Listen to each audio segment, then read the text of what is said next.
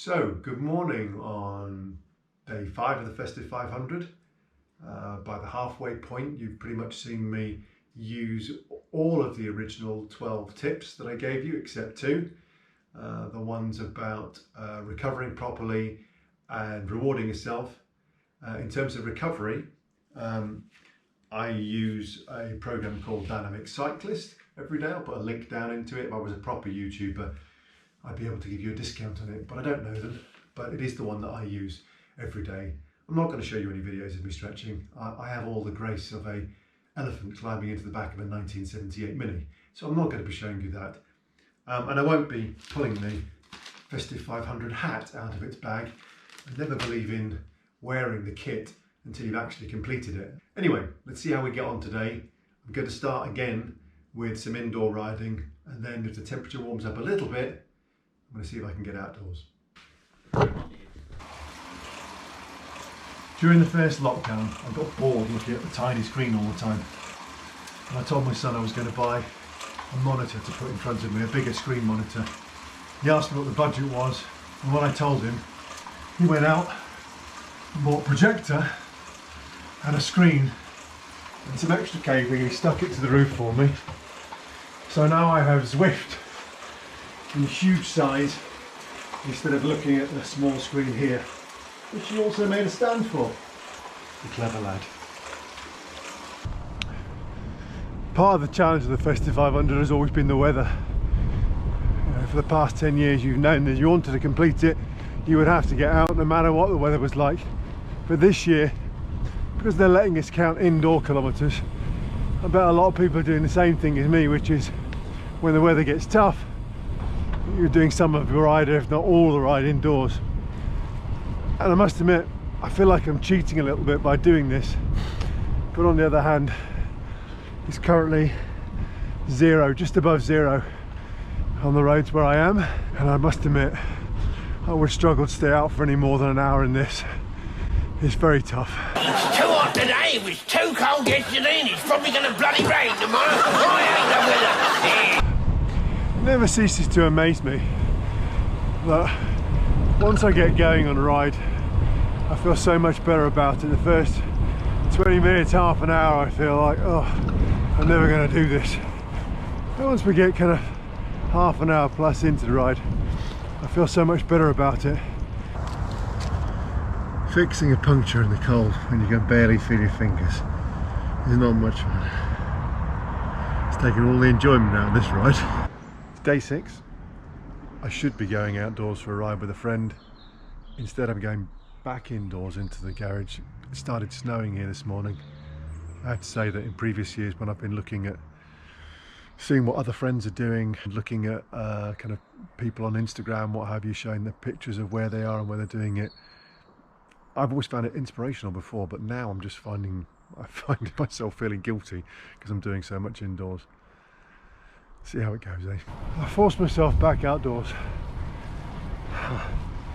The indoor session was tough this morning. I only got through it with help and support from my friend Brian, who rode with me indoors on Zwift and chatted to me on WhatsApp. I've only got outdoors this morning by promising my inner child there'll be cake at halfway. Let's go get that cake. Oh, I don't think the camera's going to pick this up, but I'm now riding in sleet that is stinging my face. I really hope the cafe is open. Oh, hallelujah. It is open. Thank you, garden shed.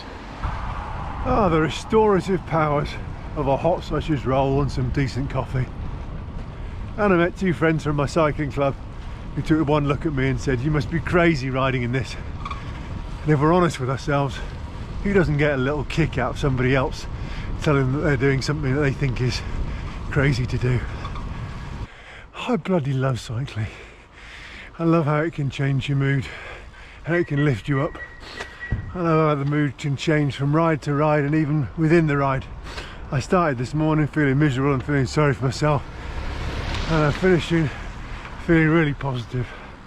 I've got less than 30k to go to finish the Festive 500 and finish it tomorrow.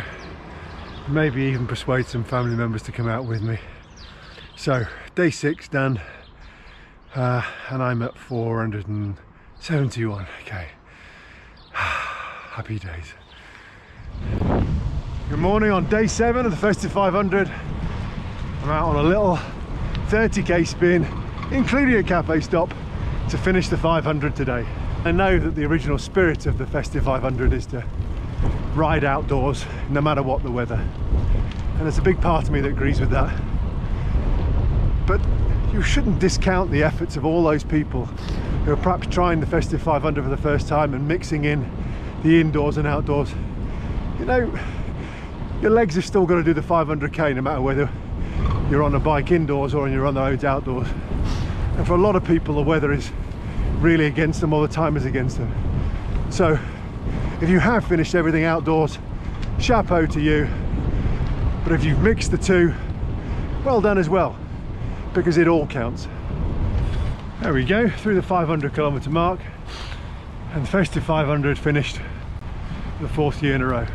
And today's video, today's ride, courtesy of number 2 son. That's another year done. It's so cold, I'm wearing a hat, gloves and a jacket indoors on a trainer. Well, that went well. Whew. Last day of the Festive 500, last ride of the year, so just tagging on a little bit extra while there's some sunshine. Tomorrow I'm going to go out for a resolution ride. That's where I go out with a friend or a family member and share with them my cycling resolution for the year, 2021, and then stick it in the title of my Strava ride, so it kind of feels like I'm fixing it in place. Maybe something you can all have a go at. Here's something I've never thought I'd be saying at the end of 2020. What am I going to do with my YouTube channel? I've got some ideas for other videos that I can add on. I'm going to tag those ideas onto the resolution ride video that I record tomorrow. Riding the long way home will continue in 2021, and it'll probably just be following the same route and the same format as the blog of the same name, which is all about bikepacking and adventure riding. If that interests you, then like and subscribe, and wow, even hit the bell to find out when there's going to be some new content.